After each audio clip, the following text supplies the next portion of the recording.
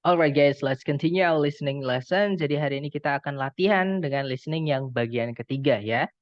Jadi seperti yang kita pelajari sebelumnya, listening nanti total soalnya ada 50 pertanyaan. Yang mana teman-teman diminta untuk memahami percakapan yang teman-teman dengar dan menjawab pertanyaan yang berhubungan dengan percakapan tersebut. Nah, 50 pertanyaan di listening itu dibagi ke dalam 3 parts. Part A, Part B, dan Part C itu berdasarkan jenis soalnya gitu ya. Nah, untuk setiap soalnya nanti teman-teman hanya punya waktu 12 detik untuk menemukan jawaban di 4 pilihan ABCD. Nah, hari ini kita fokus ke listening yang bagian ketiga atau part C ya. Di listening part C ini nanti teman-teman akan diberikan 3 eh, talks gitu ya atau pembicaraan oleh satu orang ya, teman-teman. Yang mana nanti pembicaranya agak panjang dan topiknya itu akademik. Oke, jadi vocab-vocabnya itu tentu saja agak tinggi-tinggi, teman-teman. Cuman lebih enak ya karena kita mendengarkan satu orang ngomong daripada mendengar dua orang ngomong yang saut-sautan, kadang yang satu nggak setuju, kadang netral, hanya tanya dan sebagainya. Jadi lebih enak kita mendengarkan satu pembicara yang ngomongin sesuatu seperti itu. Nah, nanti satu pembicara itu akan membawakan topik ya, yang mana nanti yang dibahas itu juga terbatas tentang topik itu. Oke, jadi teman-teman nanti harus mendengarkan itu tentang apa dan kira-kira yang dibahas tentang topik itu apa aja gitu ya. Kemudian teman-teman lebih fokuskan ke flow atau alur pembicaraan daripada kalau teman-teman menemukan kata-kata sulit, udah lewatin teman-teman ya. Jadi kata-kata sulit itu tidak penting, yang penting adalah teman-teman bisa memahami keseluruhan teks yang disampaikan atau keseluruhan pembicaraan yang disampaikan. Kemudian tentu saja karena informasinya atau topiknya tadi ada coveragenya atau apa namanya, cakupannya ya, otomatis nanti ada beberapa pertanyaan tentang details atau informasi-informasi kecil mengenai 5W1H. Entah itu siapa, apa, di mana, kapan, dan tidak juga apa namanya, tidak menutup kemungkinan juga angka-angka itu pasti akan keluar di sini. Ya, misalnya umur, kemudian ukuran, kemudian tanggal dan sebagainya, teman-teman. Oke, maka harus benar-benar pay attention. Disarankan memakai headset yang ada noise cancellingnya seperti itu. Nah, sebelum kita ke latihan mungkin ada yang ditanyakan dulu, silahkan teman-teman.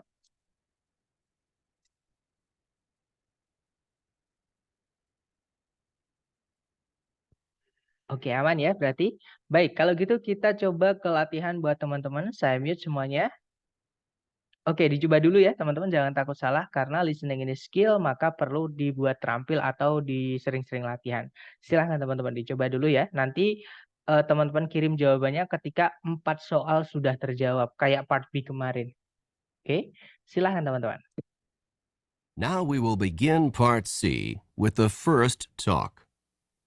Questions 39 through 42. Listen to a talk by a tour guide in the Everglades National Park.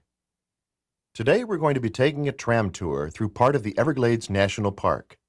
Quite probably we'll be seeing a number of crocodiles sunning themselves by the side of the water or poking their heads up through the water.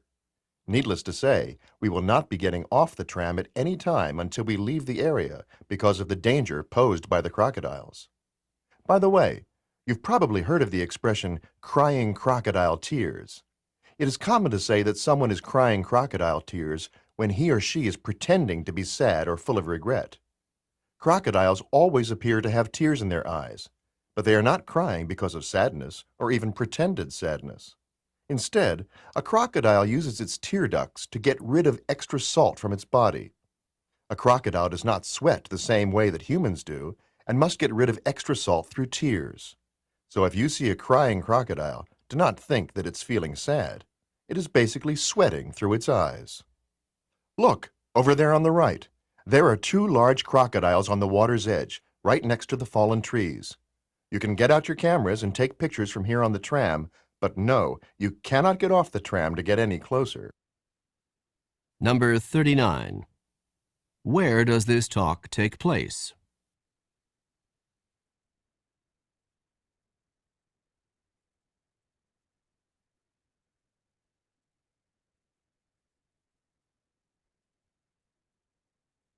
Number 40. What does the expression crying crocodile tears mean when it is used to describe humans?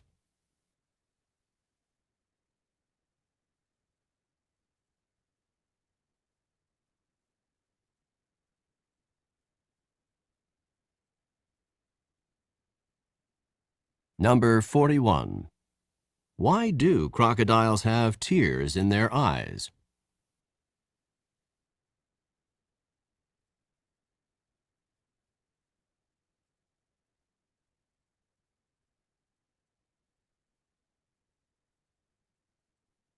Number 42.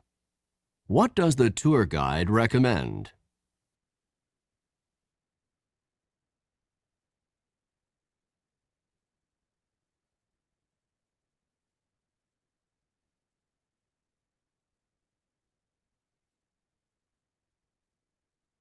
Oke, jawabannya teman-teman silahkan dikirim dulu di chat ya, kemudian kita bahas bareng. Baik, ada jawaban CDCA, ada juga CACA, ada juga CDDA, CDBA. Oke, kita cek bersama ya teman-teman, kita dengarkan dulu dengan skripnya supaya mudah kita bahas. Mari teman-teman. Num-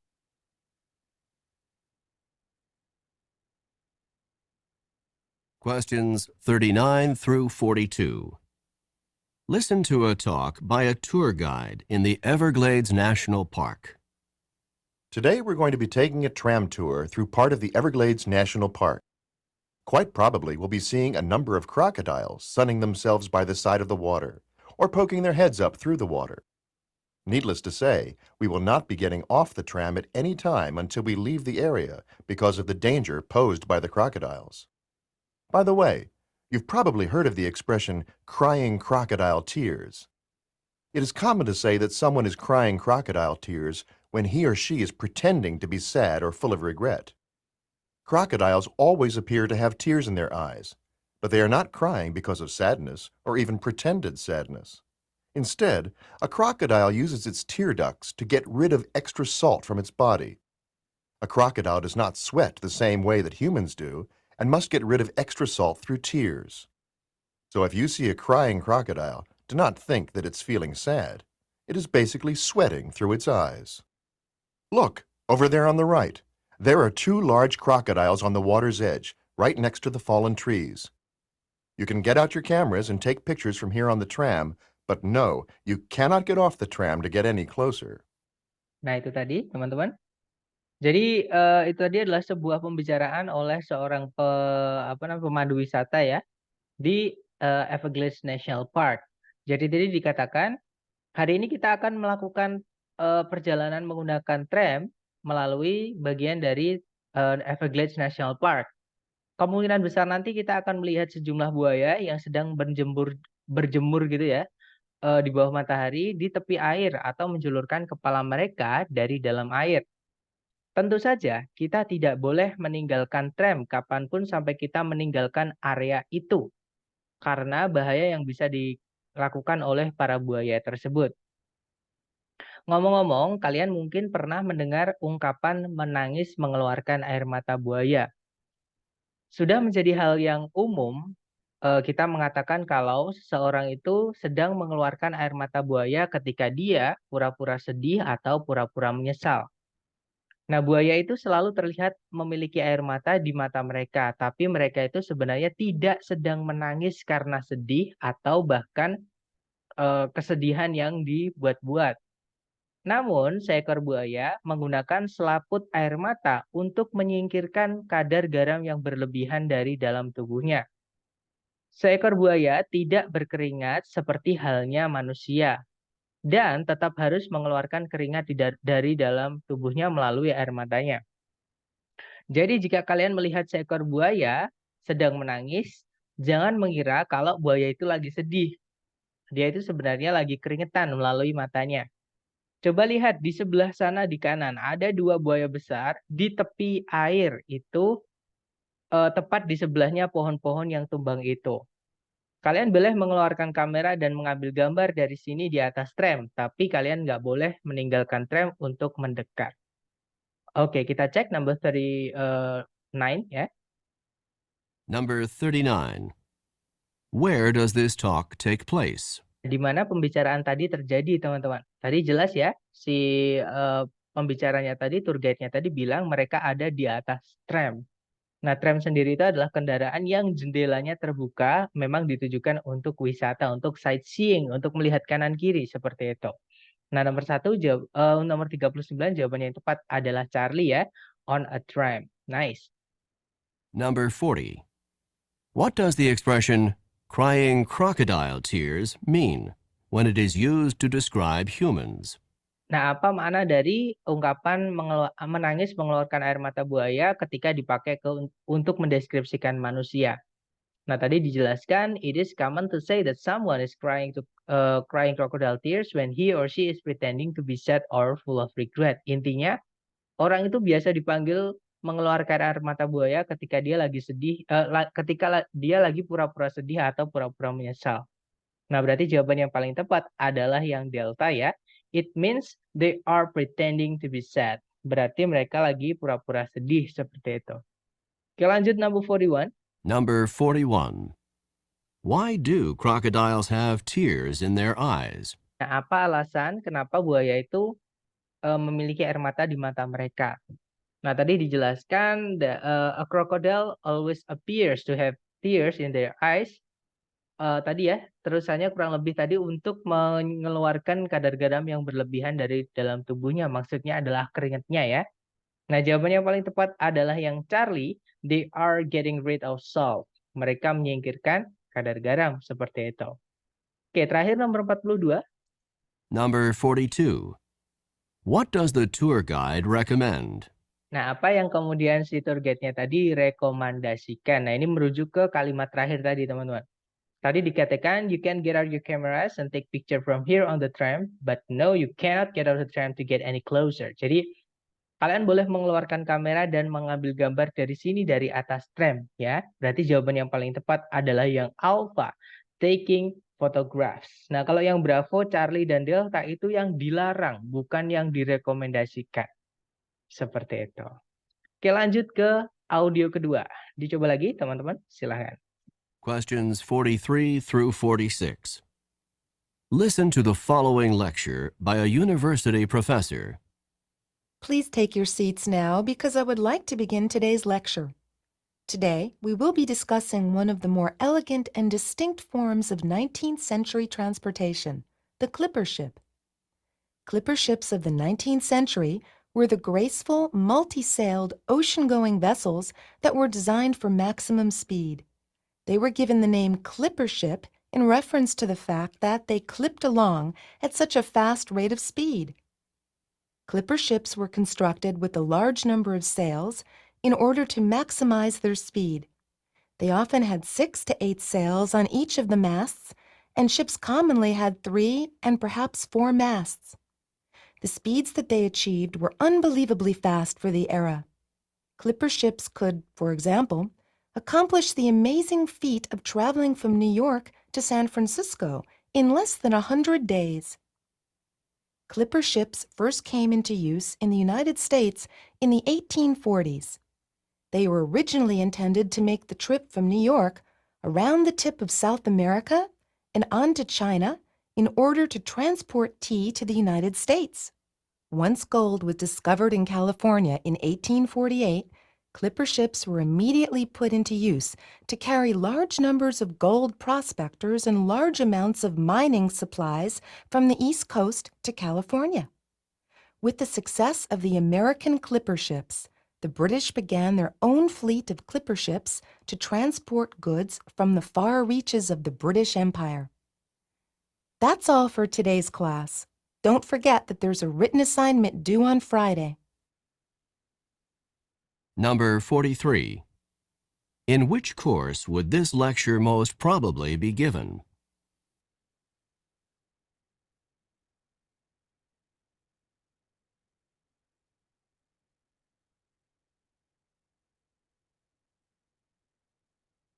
Number 44.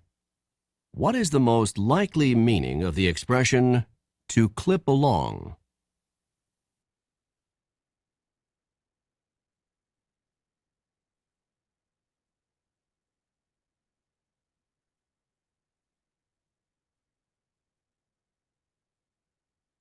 Number 45. What were clipper ships first used for in the United States?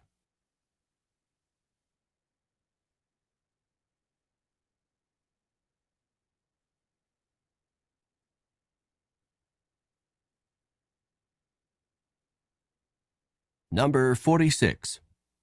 What does the professor remind the students about?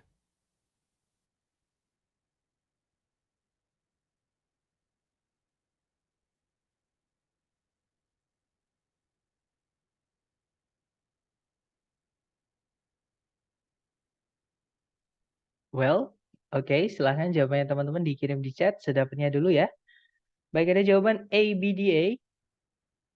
Mari kita cek ya. Ada juga CDAC, CCAB. Oke, kita cek teman-teman. Ada CBAB juga. Kita dengarkan kembali dengan skripnya ya. Silahkan. Questions 43 through 46. Listen to the following lecture by a university professor. Please take your seats now because I would like to begin today's lecture. Today, we will be discussing one of the more elegant and distinct forms of 19th century transportation, the clipper ship. Clipper ships of the 19th century were the graceful, multi-sailed, ocean-going vessels that were designed for maximum speed. They were given the name clipper ship in reference to the fact that they clipped along at such a fast rate of speed. Clipper ships were constructed with a large number of sails in order to maximize their speed. They often had 6 to 8 sails on each of the masts, and ships commonly had 3 and perhaps 4 masts. The speeds that they achieved were unbelievably fast for the era. Clipper ships could, for example, accomplish the amazing feat of traveling from New York to San Francisco in less than 100 days. Clipper ships first came into use in the United States in the 1840s. They were originally intended to make the trip from New York around the tip of South America and on to China in order to transport tea to the United States. Once gold was discovered in California in 1848, clipper ships were immediately put into use to carry large numbers of gold prospectors and large amounts of mining supplies from the East Coast to California. With the success of the American clipper ships, the British began their own fleet of clipper ships to transport goods from the far reaches of the British Empire. That's all for today's class. Don't forget that there's a written assignment due on Friday. Nah, itu tadi teman-teman percakapannya ya. Halo, tes. Suara saya terdengar, teman-teman? Halo, cek. Oke, terdengar ya. I'm sorry. Kalau yang mati di salah satu, tadi 2 ya. I'm sorry, guys. There must be something wrong with the connection. I don't know, my connection or yours. But let's just continue ya. Kita lanjut. Jadi di situ tadi dikatakan silahkan duduk semuanya karena saya mau memulai kuliah hari ini gitu ya. Nah, sekarang kita akan membahas salah satu dari bentuk transportasi abad ke-19 yang lebih elegan dan berbeda gitu ya, namanya clipper ship. Nah, clipper ship dari abad ke-19 merupakan kapal pengarung lautan yang memiliki layar banyak dan besar yang didesain untuk kecepatan tinggi. Mereka diberikan nama clipper ship karena fakta bahwa mereka itu clip along pada kecepatan yang sangat tinggi. Clipper ship itu dibangun menggunakan beberapa atau sejumlah besar layar untuk memaksimalkan kecepatan mereka. Mereka biasanya memiliki 6 hingga 8 layar pada setiap tiang kapalnya. Dan kapal-kapal pada waktu itu umumnya memiliki 3 dan mungkin 4 tiang kapal. Kecepatan yang mereka bisa capai itu sangatlah cepat untuk eranya. Clipper ship itu bisa contohnya menyelesaikan tugas menakjubkan untuk melakukan perjalanan dari New York menuju San Francisco dalam kurang dari 100 hari. Clipper ship pertama kali dipakai di Amerika Serikat di tahun 1840-an. Mereka awalnya dimaksudkan untuk melakukan perjalanan dari New York menuju ujung dari Amerika dan lanjut ke Cina supaya atau untuk mengangkut atau mentransport teh gitu ya ke Amerika Serikat. Nah, ketika emas ditemukan di California di tahun 1848, Clipper ship itu secara segera itu dialihfungsikan untuk mengangkut sejumlah besar pencari emas dan sejumlah besar persediaan tambang dari pantai timur menuju California. Dengan keberhasilan Clipper ship-nya Amerika, Inggris memulai armada Clipper ship mereka sendiri untuk mengangkut barang-barang dari tempat-tempat yang jauh dari Inggris. Nah, itu saja kelas hari ini. Jangan lupa kalau ada tugas tertulis yang paling lambat dikumpulkan hari Jumat. Oke, lanjut kita ke soal, teman-teman. Number 43. In which course would this lecture most probably be given? Nah, tadi ngomongin pertanyaannya adalah di mata kuliah yang manakah di antara berikut ini kemungkinan pembicaraan tadi akan diberikan. Nah, tadi ngomongin tentang kapal yang namanya Clipper ship dari abad ke-19 ya di Amerika Serikat. Nah, berarti jawaban yang paling tepat itu adalah yang Charlie, American History. Right? Kemudian ke nomor Number berikutnya. 44. What is the most likely meaning of the expression to clip along? Nah, apa makna ungkapan to clip along? Nah, kalau teman-teman misalkan nggak tahu arti dari suatu kata, ingat-ingat tadi kata itu disebutkan ketika membahas tentang apa. Nah, tadi to clip along itu ketika si pembicara tadi itu mengungkit-ungkit tentang seberapa cepat kapal itu. Ya, nah kalau kita lihat di pilihan A, B, C, D, kata cepat hanya ada di satu pilihan, yaitu bravo. Dan memang to clip along di sini konteksnya artinya adalah yang bravo ya, teman-teman. To move fast atau untuk melesat, seperti itu. Oke, nomor 44 adalah bravo. Nomor 45. Number 45. What were clipper ships first used for in the United States? Nah, apa tujuan pertama kali atau untuk apakah Clipper ship itu dipergunakan pertama kali di Amerika Serikat? Nah, tadi ada dua kegunaan ya. Kegunaan yang pertama adalah untuk melakukan perjalanan dari New York menuju menuju ujung dari Amerika Selatan ya, kemudian lanjut menuju Cina untuk mengangkut teh untuk dibawa ke Amerika Serikat lagi. Nah, jawabannya paling tepat berarti adalah yang alpha, to bring tea from China, right? Next, number 46. Number 46. What does the professor remind the students about? Nah, apa yang diingatkan oleh si profesor kepada para mahasiswanya? Nah, tadi diingatkan karena ada tugas tertulis yang paling lambat dikumpulkan hari Jumat ya. Jadi jawaban yang paling tepat adalah yang delta, some written homework, seperti itu. Oke, lanjut ya teman-teman ke nomor berikutnya. Silahkan dicoba dulu. Questions 47 through 50. Listen to the following talk by a drama coach to a group of actors. I know that some of you are feeling more than a little nervous about tonight's performance, and I want you to understand that this is quite a natural feeling. You are going to be on stage in front of a lot of people tonight, and it's normal to be experiencing some nerves. I would like to help you to understand these feelings and not let them interfere with your performance. What you are experiencing is called stage fright. Stage fright is the fear that develops before you give a performance in front of an audience. Stage fright is not experienced just by actors and actresses. It can also be experienced by musicians, athletes, teachers, anyone who performs in front of a group of people. It occurs before a performance when a performer is concerned about looking foolish in front of others. Just before tonight's performance, if you're feeling a bit tense, if your knees are shaking, if your stomach has butterflies in it, and if you are thinking about how bad your performance could be, then you have a major case of stage fright. To control stage fright, you can work to control both the physical reactions and the negative thoughts. To combat the physical reactions, you can try techniques such as deep breathing, muscle relaxation, or even just laughing to relieve some of the pressure. To combat the negative thoughts, you should force yourself to focus on what you have to do, rather than on what other people are going to think. That's all I have to say for now. I'll see you back here at 6 o'clock, because the performance starts at 8 o'clock. Just remember that if you begin to feel at all nervous, try some deep breathing to relax, and focus your thoughts on the performance that you are about to give. See you this evening. Number 47. Who would probably not experience stage fright in their work?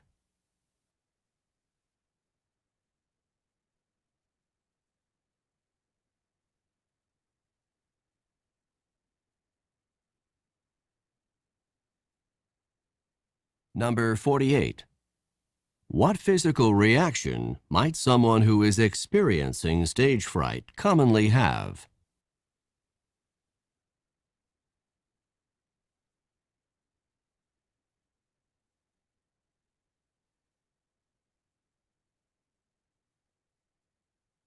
Number 49. How can someone combat the negative thoughts associated with stage fright?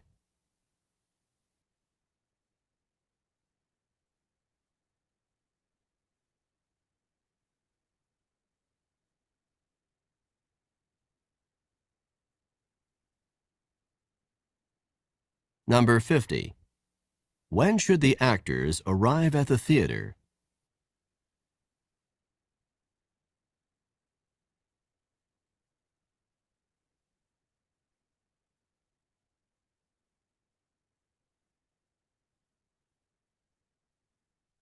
Oke, tadi teman-teman. Oke, ada jawaban ACBC, BCDC, BADC, BADC. Oke, kita cek bersama ya. Kita dengarkan kembali dengan skripnya. Waktu kita hanya tinggal 3 menit, teman-teman, untuk Zoom ya. Baik, kita dengarkan dulu. Questions 47 through 50. Listen to the following talk by a drama coach to a group of actors. I know that some of you are feeling more than a little nervous about tonight's performance, and I want you to understand that this is quite a natural feeling. You are going to be on stage in front of a lot of people tonight, and it's normal to be experiencing some nerves. I would like to help you to understand these feelings and not let them interfere with your performance. What you are experiencing is called stage fright. Stage fright is the fear that develops before you give a performance in front of an audience. Stage fright is not experienced just by actors and actresses. It can also be experienced by musicians, athletes, teachers, anyone who performs in front of a group of people. It occurs before a performance when a performer is concerned about looking foolish in front of others. Just before tonight's performance, if you're feeling a bit tense, if your knees are shaking, if your stomach has butterflies in it, and if you are thinking about how bad your performance could be, then you have a major case of stage fright. To control stage fright, you can work to control both the physical reactions and the negative thoughts. To combat the physical reactions, you can try techniques such as deep breathing, muscle relaxation, or even just laughing to relieve some of the pressure. To combat the negative thoughts, you should force yourself to focus on what you have to do, rather than on what other people are going to think. That's all I have to say for now. I'll see you back here at 6 o'clock, because the performance starts at 8 o'clock. Just remember that if you begin to feel at all nervous, try some deep breathing to relax, and focus your thoughts on the performance that you are about to give. See you this evening. Nah, itu tadi teman-teman kita artikan langsung ya, karena waktu kita nggak banyak. Jadi, saya tahu kalau kalian akan merasakan, gugup gitu ya untuk, pertunjukan nanti malam dan saya ingin kalian memahami yang sedang kalian rasakan. Kalian akan berada di atas panggung di depan banyak orang dan normal atau wajar kalau kalian sedang gugup. Aku ingin membantu kalian memahami yang kalian rasakan dan tidak akan membiarkan mereka mengganggu pertunjukan kalian. Yang sedang kalian alami itu disebut demam panggung. Nah, demam panggung itu merupakan rasa takut yang muncul sebelum pertunjukan yang akan kalian berikan. Nah, demam panggung itu tidak hanya dialami oleh aktor dan aktris saja, dia juga bisa dialami oleh musisi, atlet, guru, siapapun yang tampil di depan banyak orang. Itu terjadi sebelum performan. Ketika seorang performer itu takut akan terlihat konyol di depan banyak orang. Nah, tepat sebelum, pertunjukan nanti malam, jika kalian tegang, jika lutut kalian gemetar dan perut kalian seperti ada kupu-kupu di dalamnya, dan jika kalian berpikir keras seberapa buruk nanti pertunjukan kalian, maka disitulah kalian, mengalami demam panggung. Untuk mengendalikan demam panggung